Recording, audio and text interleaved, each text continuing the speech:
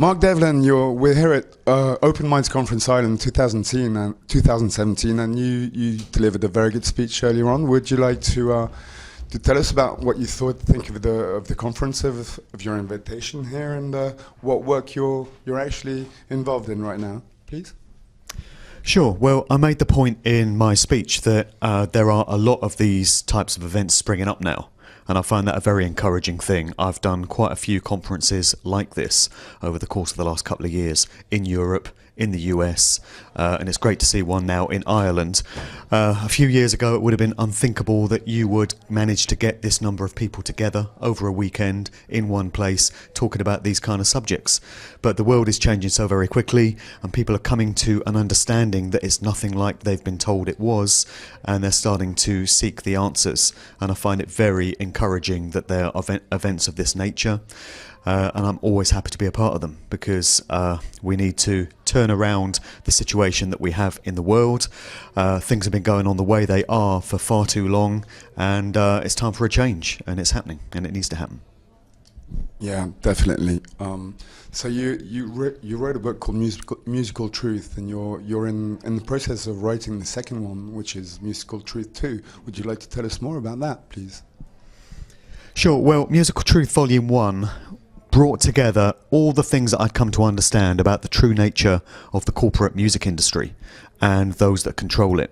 So it was 5 years worth of research, and it encompassed things such as trauma-based mind controlled artists, and the use of MK Ultra and Monarch programming throughout the music industry, which is absolutely everywhere.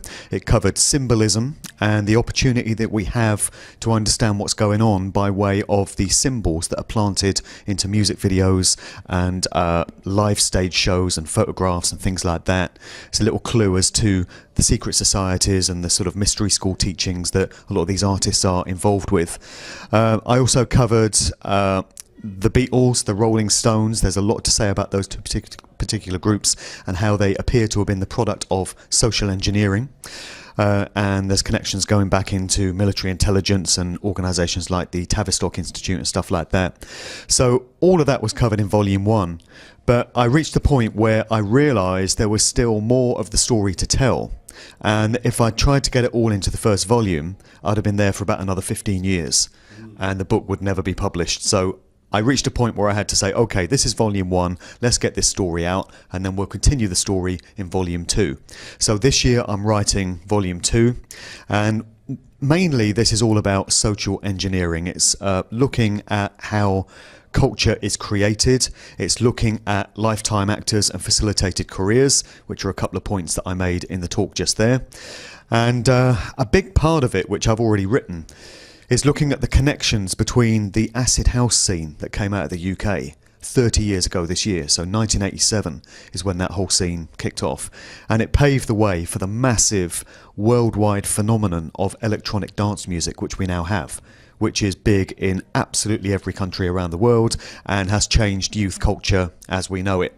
And I've come to realise that any kind of movement or fad or trend or event which has that kind of effect on human society is not something that's left to chance. It doesn't just happen. It's made to happen by those organisations that control these things.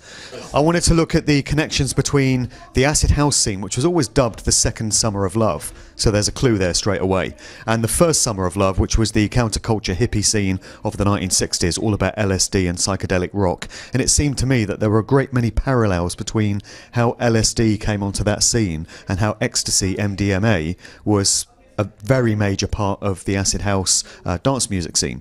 So I've looked at the parallels and the connections there, and some of the indications that that whole scene may have been a product of social engineering as well. So that's a big part of it. I'm also looking at the punk and new wave scene, and there's connections back into military intelligence there. Surprise, surprise. Also connections into occult mystery schools and various other expressions of the establishment. I'm looking at heavy rock and heavy metal, which when you mention Satanism in the music industry to most people, their mind goes to the heavy rock, heavy metal genres. Those are the ones that are most associated with, you know, the devil horns and all the rest of it. So I'm looking at Black Sabbath and Iron Maiden and Judas Priest, and I'm looking at backmasking, stuff like that. And a whole load of other stuff as well, which I've yet to uncover. So it's going to be just more of the same. Everything that was in the first book, there's going to be more of it to tell in Volume 2, because it's a very deep subject, and it's one that you could spend a lifetime, to be honest. You could spend a whole lifetime studying this stuff, and there'd still be more to know. Thanks very much. It really sounds interesting. Well, we're waiting for the publication of the second book then. Sure. Thank you very much, Mark.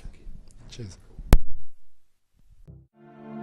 And we will be able to rise from the fatigue of despair to the buoyancy of hope.